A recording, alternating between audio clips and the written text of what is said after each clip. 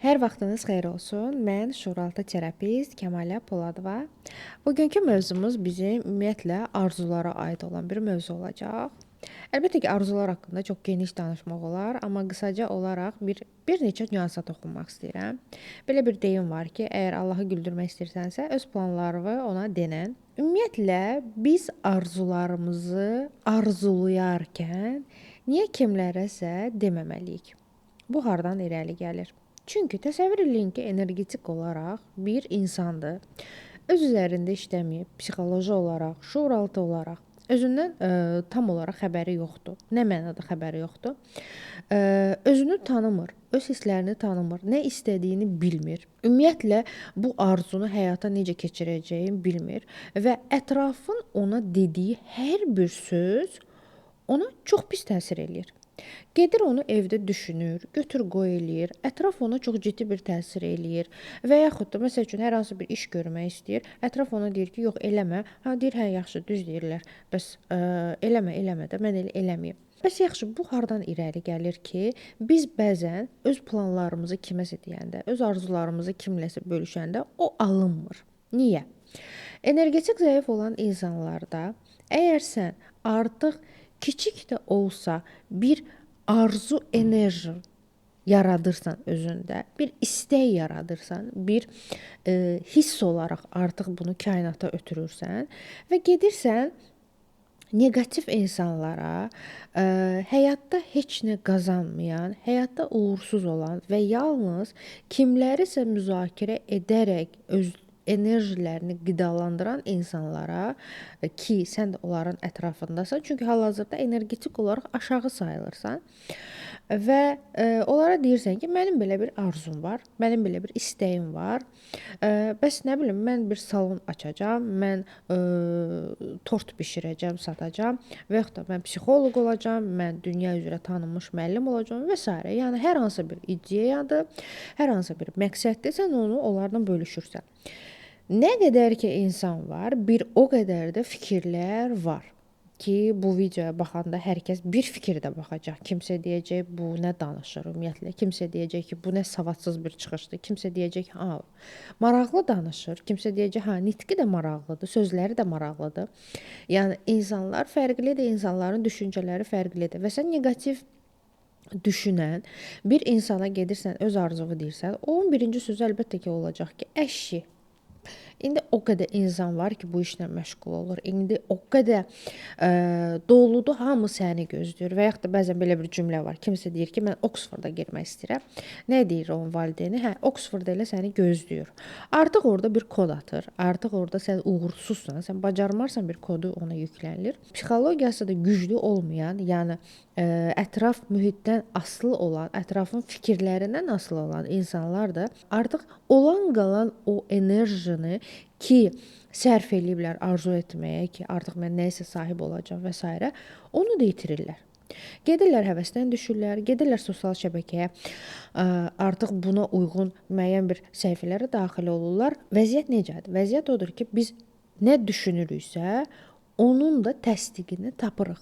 Mən əgər neqativ düşünürəmsə, mən əgər hər hansı bir proyekt eləmək istəyirəmsə, böyük bir proyekt eləmək istəyirəmsə, kimsə gəlsə mənə desə ki, nəyə lazımdır o proyekt? O qədər eləyənlər var ki, heç birində də alınmadı.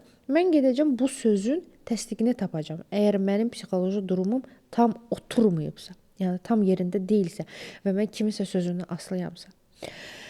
Mən YouTube çəkməmişdən qabaq əlbəttə ki, bir 50 nəfər mənə dedi ki, nəyə lazımdır sən YouTube çəkirsən? İnsanlar bekar qalmısan, heç cəmaət YouTube da çəkmir, amma öz səhifələrində nə bilim hər hansı bir məlumatı verirlər, sən özünə əziyyətə çəkirsən və onların heç bir sözü mənə təsir eləmədi. Nəyə görə mənə təsir eləmədi? Çünki mən onların fikirlərindən asılı olan bir insan deyiləm.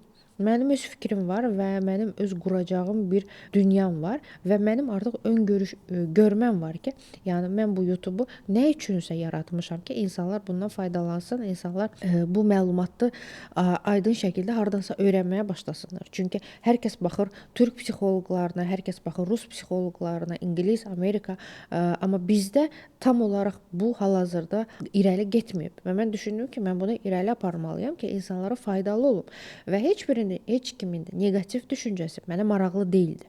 Əlbəttə ki, bu fikri sən neqativ insanlara, həyatda heç nə qazanmamış insanlara yönəltdikdən sonra onlar sənə deyəcəklər ki, əşi, heç nə alınan deyil və sən də gedəcəksən, həqiqətən də deyəcəksən ki, mənə lazımdır bu.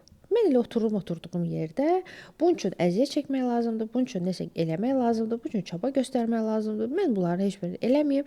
Həyatda da Allah mənə bunu nəsib eləyib. Nə vaxtsa həyatımda yaxşı bir şey olar, olmaz da ki, bu günümüzə şükür. Və öz rutin həyatını, qarşında məqsəd qoymadığın bir vəziyyətdə olan həyatını yaşamağa davam edirsən.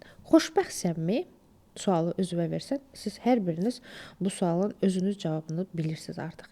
Ki, nə dərəcədə siz xoşbəxtsiz, nə dərəcədə bu həyat sizə faydalıdır və nə dərəcədə siz bu həyatdan zövq alırsınız. Yaxşı, bəs sual yaranır ki, bəs biz arzularımızı kimə deyək? Yəni kimləsə bölüşmək lazımdırmı, yoxsa yox? Həyatda öz sözünü demiş, həyatda uğur qazanmış, sizin sferanızda uğur qazanmış insanlardan hər zaman məsləhət almaq lazımdır. Siz o insan artıq bu sizin indi yaşadığınız vəziyyətləri yaşayıb və keçib. Sən ondan məsləhət almadan yaşasan, yenidən bir şey bərpa etmiş kimi olursan. Yenidən özünü əziyyətə salırsan, elə bir sıfırdan nəsə yaradırsan. Amma o insan artıq bunlardan keçib, artıq o uğuru qazanıb, artıq o bilir ki, harda nəyi etmək lazımdır, necə eləmək lazımdır. Bax, o insanlardan hər zaman məsləhət almaq çox vacibdir. Hətta mən deyərdim, çünki onların məsləhəti sizi qabağa aparacaq. Bəs yaxşı, ümumiyyətlə biz kiməsə arzularımızı deməliyikmi? Əgər siz psixoloji cəhətdən güclü insansınızsa və əgər siz bilirsiniz ki, sizin kiminsə fikri sizə təsir etməyəcək, yəni kiminsə neqativ fikri, dəstək olmamağı, sizi aşağı çəkməyi, yəni sizə təsir eləməyəcəksə, siz öz arzularınızı əlbəttə ki, bölüşə də bilərsiniz. Yəni sizə artıq fərqi yoxdur bu insan nə düşünür. İstəyir razı olsun, istəyir razı olmasın, bunun ona heç bir aidiyyatı yoxdur. Bu sizə məxsus olan bir vəziyyətdir. Və yaxud da belə bir deyim var ki, əsasən də Azərbaycanda demə göz dəyər. Göz dəyər də bir inancdır. Həm inancdır, həm də sizin auranızın, energetik auranızın zəif olmağından irəli gəlir. Əgər mən düşünürəmsə ki, mən kiməsə öz arzumu deyəcəm və onun gözü dəyəcəksə, deməli mənim artıq energetik auram zəifdir və mütləq ki, mənə o göz dəyəcək.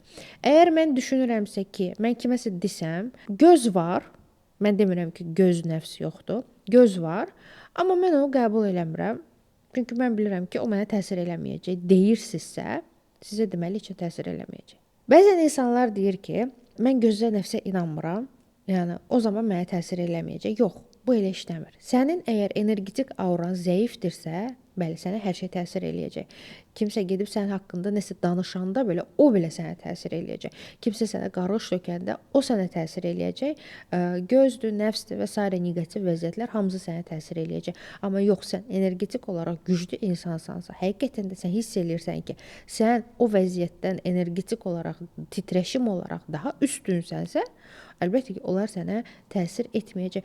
Bəs indi hal-hazırda sual verə bilərsiniz ki, mən necə eləyim ki, insanların neqativ fikri mənə təsir eləməsin. Yenə də deyirəm, hər videoda qeyd etdiyim kimi, siz özlərinizdə çalışmalısınız.